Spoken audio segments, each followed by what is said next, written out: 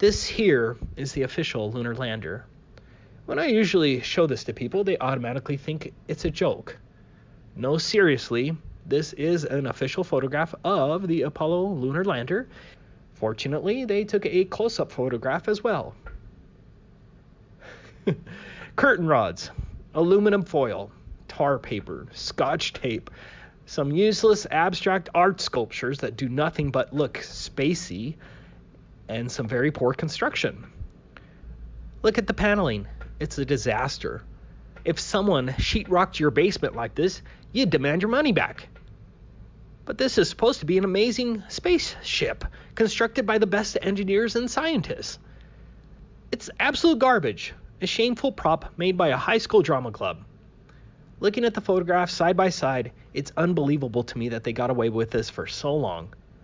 Are academics, scientists, and engineers so institutionalized that they can't see how absurd this is? It's incredibly stupid. I'm sorry, but this is not a spaceship, so this brings me to proof number 1, the lunar lander joke. There are so many problems that this entire presentation could be on the lunar lander. The first huge problem I want to discuss about the lunar lander is the fact that it was never flown on Earth. Not even once. Please go and try to find a video of astronauts getting some flight time in this piece of junk. Just think about it. This drama prop was never, even allegedly, flown by an astronaut on Earth in front of a camera. In fact, besides NASA's alleged dubious pictures in space, there is zero proof that this alleged vehicle could actually fly. This comical contraption, after traveling 234,000 miles in space, supposedly fell from lunar orbit at 4,000 miles per hour, and this difficult maneuver was never practiced. The lunar lander landed in poor visibility on very rough, crater and boulder-infested terrain that was all the same Portland cement color. Just imagine how easy it would have been to hit a boulder or fall into a crater when you only have these small windows flying over terrain that all looks like Portland cement. This difficult type of landing was never practiced. The lunar lander Ascent stage then supposedly blasted off the moon, again achieving 4,000 miles per hour to rendezvous up in space with a spaceship that had been orbiting the moon dozens of times. Again, this maneuver was never practiced on Earth. Here is Armstrong flying one of the much smaller so-called training vehicles in optimal conditions. In this vehicle, he has full visibility and there is no rough terrain. The accident almost killed Armstrong, but he wasn't alone. 3 of the 5 training vehicles crashed, and the training vehicles were much smaller, had much better visibility, were flown in optimal conditions, over runways, in daylight, were never flown in situations similar to what would be experienced on the moon, and still, 3/5 of the training vehicles crashed. That is not a good safety record, and these were far simpler craft. Notice that the conditions the training vehicle was flying over were nowhere near what would happen on the moon. It's flying over an airfield. You'd think that NASA would want its astronauts trained to fly in low visibility over rough, rocky terrain so that its astronauts would have practice not hitting a boulder or falling down a crater. Yet, NASA didn't find it prudent to have the astronauts actually practice flying the lunar lander on Earth. No reasonable, prudent person would consider this a safe way of landing on the moon. Could you imagine what would have happened if Apollo 11 crashed its untested lander and the astronauts all died a horrible death, and the public found out that NASA never actually had the astronauts practice flying the lunar lander multiple times on Earth? NASA would have been defunded forever, and its managers would have probably gone to prison. There's simply no way that NASA would have taken such a risk, and there was only one way NASA was guaranteed 100% success, and that is by faking it. Next, they want you to believe that this piece of junk could support life up to 3 days on the moon. What kind of life support would be necessary? What kind of air conditioning would be necessary in the harshest environment imaginable? The temperature on the moon allegedly varies from negative 387 Fahrenheit at night to 253 Fahrenheit during the day. The Apollo 17 astronauts supposedly re-entered the lunar lander on 3 occasions after even driving around in a dune buggy. What kind of dust-absorbing system did it have? Where were the batteries to give it power for 3 days? How much oxygen did it have to repressurize on each occasion and last for 3 days? How was there so much room in the lunar lander that NASA was able to attach a dune buggy on later missions?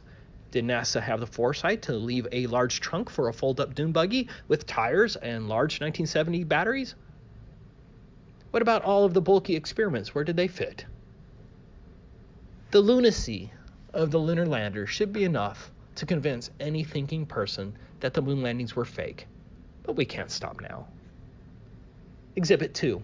Kubrick's Apollo 11 lunar docking footage. So, after the astronauts were able to play around on the moon up to 3 days, the astronauts had to hop back into the ascent stage of the lunar lander and blast off the moon and catch up with the command module that had been orbiting at 4,000 miles per hour up to 3 days. Fortunately, the NASA astronauts knew exactly where the command module was after it had supposedly traveled 768,000 miles. It's also important to note that not one person on Earth was able to film this command module orbiting the moon with a telescope. You can supposedly see dark craters on the moon that are only 1 kilometer in diameter, but you can't see a large chrome spacecraft that would be reflecting sunlight like a mirror orbiting the moon dozens of times. There should be dozens of amateur astronomy videos showing the command module orbiting the moon, but they don't exist. But I especially love this Apollo 11 redocking footage. This is absolutely ridiculous. These are 1960s special effects and are obviously fake to even a child. Look at the jerky motions. Look at the total lack of thrusters being used. I've had many people ask me if this is genuine NASA footage, and yes, it is. I actually feel pretty bad for you if you believe that's a spaceship that just blasted off from the moon traveling at 4,000 miles per hour. Maybe you noticed that the video footage of the docking lunar lander appears eerily similar and as fake as Kubrick's 2001 A Space Odyssey. Exhibit 3. The Proposterous Apollo Ascent Stage. The last video was shockingly ridiculous. Again, it's unbelievable that anyone with a brain, let alone a degree, believes that was a real spaceship traveling at 4,000 miles per hour docking in lunar orbit. Institutionalized conformity is amazingly powerful, as even individuals with a PhD won't allow themselves to question their institutions. But this gets even better. This is official NASA footage of the Apollo 15 and 17 ascent stages. Remember, the engine was never even allegedly turned on beforehand. In addition to the preposterous and obviously fake footage, NASA claims that it used a remote control to operate the camera on the moon buggy left behind, and then beamed that video footage back to Earth 234,000 miles away. We didn't even have decent television remote controls in 1972. But NASA could not only operate the camera from 234,000 miles, NASA could also pan up and follow the lunar ascent stage and zoom out all in real time without delay. Look again. The camera zooms out and pans up in real time, and this remote control was supposedly 234,000 miles away. That, ladies and gentlemen, is impossible. Does anyone here actually think this looks real? One other thing, notice that there is no thrust from the nozzle. Yes, there should have been a huge flame and obvious light source from the nozzle. Exhibit 4. No blast crater and no scorching. This is a 7,500 pound thruster. Look at its power. Look at its heat. Look at the light it creates. Look at the dust it kicks up. And yes, the Apollo astronauts claim that its lunar lander also kicked up dust, and the phony footage shows the same. The Apollo lunar lander had a bigger thruster at 10,000 pounds. Obviously, the 10,000 pound thruster failed to displace or scorch any of the lunar soil. In one case, you can see the nozzle is actually bent as it collapsed on the surface. The nozzle is literally buried in the ground, and still it did not affect the lunar soil. It's very clear a crane sat this lunar lander down on the soil, there was no rocket. Exhibit 5. The Marionette Astronauts. I already touched on this in my last video, but the evidence is compelling. The astronauts were dangling from wires, and you can see it multiple times. This video proves that the astronauts did dangle by wires. There really isn't much more to say then. How in the world do you believe in this nonsense? Exhibit 6. The Unmistakable Apollo movie backdrop. You can clearly see the use of 1960s movie artificial backdrops here. It's obvious. The backdrop lines are visible throughout all the missions. In this case, you can even see the carpet used to blend in with the backdrop. No reasonable person can deny that these are movie backdrops. This was not filmed on the moon. Exhibit 7. Thousands of studio quality photos. Our NASA actors were able to impossibly produce thousands of studio quality photos. What's wrong about that? It is the fact that the astronauts did not have the ability to use the viewfinder to frame their shots or to manually adjust aperture, focus, or shutter speed, and do so all without the benefit of secondary light sources. But the astronauts managed to do this nearly every time. This can't happen in real life. Here's how McGowan put it, skipping ahead 2 sentences. Simply stated, it would not have been possible to capture any of the images allegedly shot on the moon in the manner that NASA says they were captured. Back in the day, you see, and the younger readers may again want to cover their eyes, cameras weren't all that smart, so everything had to be done manually. The photographer had to manually focus each shot by peering through the viewfinder and rotating the lens until the scene came into focus. The proper aperture and shutter speeds had to be manually selected for each shot as well to ensure a proper exposure. That required peering through the viewfinder as well to meter the shot. Finally, each shot had to be properly composed and framed, which obviously also required looking through the viewfinder. The problem for the astronauts is that the cameras were mounted to their chests, which made it impossible to see through the viewfinder to meter, frame, and focus the shots. Everything, therefore, was pretty much of a guess.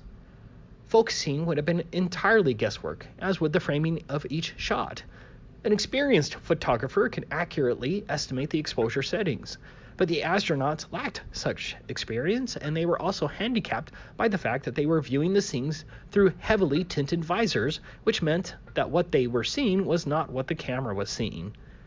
To add to their troubles, they were wearing space helmets that seriously restricted their field of vision, along with the enormously bulky pressurized gloves that severely limited their manual dexterity. The odds then of getting even one of the 3 elements, exposure, focus, and framing, correct under those conditions on any given shot would have been exceedingly low. And yet, amazingly enough, on the overwhelming majority of the photos, they got all 3 right. The fact that NASA astronauts took 5,771 photos is another major issue as well. Here's how one commenter put it. NASA wants the world to believe that 5,771 photographs were taken in the combined time of 4,834 minutes over an alleged 6 missions.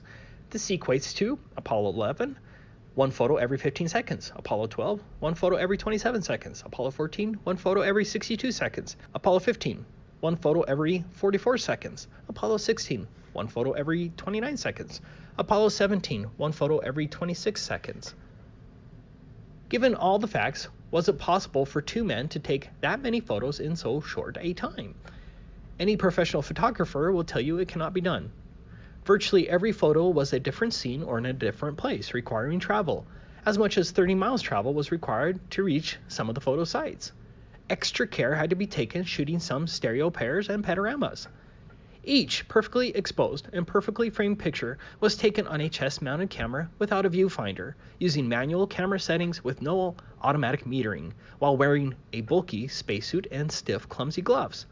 The agency wants the world to believe that 5,771 perfectly exposed and perfectly framed photographs were taken in 4,834 minutes. If nothing but photography had been done, such a feat is clearly impossible, made even more so by all the documented activities of the astronauts. Imagine 1.19 photos every minute that men were on the moon. That's one picture every 50 seconds. The secret NASA tried to hide has been discovered. The quantity of photos purporting to record the Apollo lunar EVAs could not have been taken on the moon in such an impossible time frame. Exhibit 8. The Liars Press Conference. One of NASA's biggest blunders in 1969 was the fact that it didn't hire very good actors. On August 12, 1969, Neil Armstrong, Michael Collins, and Buzz Aldrin attended their first major press conference. This is the first big conference of the Apollo 11 astronauts, and it was only 2 days after the astronauts were released from quarantine. Their faces tell it all.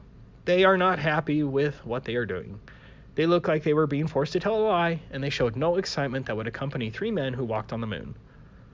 But the funniest part to me is when one of the reporters asked whether they could see stars while on the surface of the moon. Armstrong said that he couldn't recall seeing stars, and then Michael Collins added that he didn't remember seeing any. You can see Armstrong was bothered by Collins's answer. Collins's answer is hilarious because Michael Collins was never on the surface, and so he had no reason to answer the question.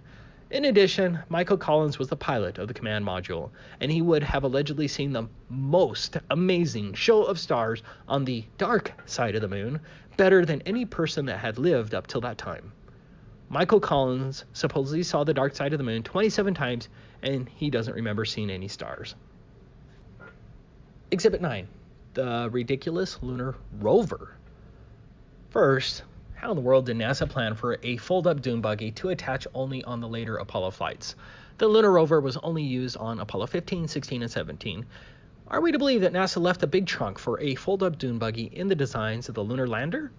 It had wheels, it had batteries, it had seats, a satellite dish, and other components in addition to the frame. That's not something that you fit in your luggage. Next, the fold-up dune buggy was on one side of the craft. Was it not a concern for NASA to test fly the lunar lander with extra weight on one side of the craft? Of course, NASA never thought it necessary to perform even one test flight. Next, there was no scientific purpose of the lunar rover other than it looked neat for the movie cameras. This is another instance where you need to apply some common sense. By introducing a moon buggy, which had no scientific purpose, NASA was taking the unreasonable and reckless risk that one of its astronauts would get injured, jostled, cause a malfunction in one of the packs, or break down. How easy would it have been for an astronaut to hit a rock and cause a part of his suit to malfunction, or for the astronaut to get thrown from the vehicle? What if the vehicle broke down after hitting a rock covered in dust? This wasn't a minor risk, as is clearly seen in the photographs. The astronauts had poor visibility and were cruising around in conditions like these, where even the smallest problem could kill the astronaut. There's simply no way that the reckless lunar rover would have happened. What's even more funny about the lunar rover is the fact that it really looks like it was just a remote-controlled car with an action figure. The astronaut never moves from his uncomfortable position. But even more damning is the fact that many times the rover didn't produce tracks, or produce tracks in strange ways. Here is a sampling of photographs of the strange and missing rover tracks.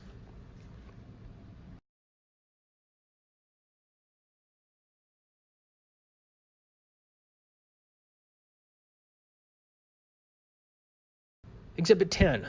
Proof of secondary light sources. Of course, NASA could have easily filmed the Apollo movies with just one light source, but NASA needed those thousands of studio quality photos, and so NASA did use other light sources. Mythbusters tried to deceive its audience by busting this photograph by using a grainy, darkened version, and still failed to create the lighted astronaut as depicted in the demonstration. I changed out the darkened NASA photo used by Mythbusters and replaced it with the NASA original. Do you see the huge difference? Now, compare the original NASA photo with the Mythbusters version. Mythbusters certainly did not bust this argument whatsoever, and Mythbusters lied about it. But what's more telling is what Mythbusters ignored, and that's this photograph. This one photograph proves the entire Apollo mission's faults, as it is 100% impossible for that astronaut to be lit up like that on the shaded side of the lunar lander without additional light sources. Exhibit 11, the tinfoil thin lander. According to McGowan, another curious fact that first on the moon made note of was that, according to Harold Loden, Apollo 11 mission controller, the skin on the crew cabin of the lunar module was very thin, and that was all done because of weight savings. Another talking head added that if you really took your finger and poked hard at it, you could poke right through the outer skin of the spacecraft. It was about the thickness of 2 layers of aluminum foil. Project manager Thomas Kelly concurred, noting that the aluminum alloy skin of the crew compartment was about 12 1/1000ths of an inch thick. That's equivalent to about 3 layers of Reynolds wrap that you would use in your kitchen. Astronaut Lavelle stated, "Whenever I saw a model of the lunar module, it had these rigid sides, and it really looked strong. Turns out that external portions of the lunar module are made up of mylar and cellophane, and it's put together with scotch tape and staples.